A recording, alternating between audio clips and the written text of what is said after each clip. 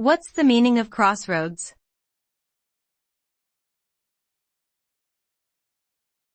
Crossroads.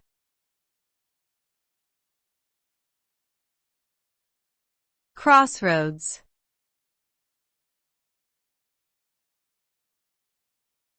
Crossroads.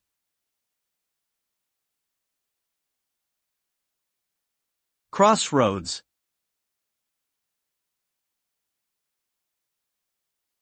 Crossroads is a noun that refers to the point where two or more roads intersect.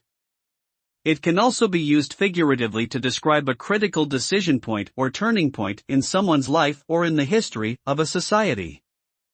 At a physical crossroads, travelers have the option to choose which path to take, while at a metaphorical crossroads, individuals or societies must make a choice between two or more options, which can have significant and lasting consequences. Therefore, crossroads represents a moment of decision-making that can fundamentally shape one's future.